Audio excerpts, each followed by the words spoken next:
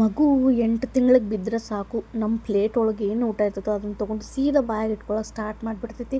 ಅದಕ್ಕೆ ನನ್ನ ಮಗಳಿಗೆ ಈಸಿ ಆಗಲಿ ಅಂತಂದು ರೆಸಿಪಿ ಮಾಡಾತೀನಿ.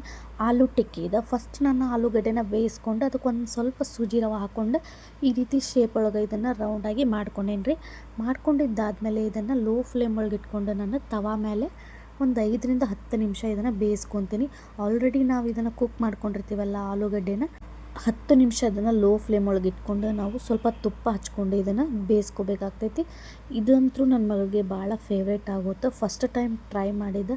ನನಗೆ ಆಕಿ ಇಷ್ಟಪಡ್ತಾಳೋ ಇಲ್ವೋ ಅಂದ್ಕೊಂಡಿದ್ದೆ, ಬಟ್ ತಾನೇ ತಿನ್ನೋಕ್ಕೆ ಸ್ಟಾರ್ಟ್ ಮಾಡಿದ್ಲು. ಲಾಸ್ಟಿಗೆ ನಾನು ಅದನ್ನು ಕ್ಲಿಪ್ ಆ್ಯಡ್ ಮಾಡ್ತೀನಿ, ನಿಮ್ಮ ಜೊತೆ ಶೇರ್ ಮಾಡ್ಕೋತೀನಿ. ನಿಮ್ಮ ಮಕ್ಕಳು ಏನೂ ತಿನ್ನಕತ್ತಿಲ್ಲ, ಡಿಫ್ರೆಂಟಾಗಿ ಬೇಡ್ತಾವೆ ಮಕ್ಕಳು ತಿನ್ನೋಕೆ. ಒಂದೇ ರೀತಿ ಆದರೆ ಅವ್ರಿಗೂ ಬೋರ್ ಅನ್ನಿಸ್ತೈತಿ. ಸೊ ಈ ರೀತಿ ಕಲರ್ ಚೇಂಜ್ ಆಗೋವರೆಗೂ ಇದನ್ನು ಸ್ವಲ್ಪ ಫ್ರೈ ಮಾಡಿಕೊಂಡು ನಾವು ಮಕ್ಕಳಿಗೆ ಆರಾಮಾಗಿ ಕೊಡಬಹುದು. ವೀಕ್ಲಿ ಒನ್ಸ್ ಅಥವಾ ಟ್ವೈಸ್ ನೀವು ಮಕ್ಕಳಿಗೆ ಆರಾಮಾಗಿ ಕೊಡಬಹುದು.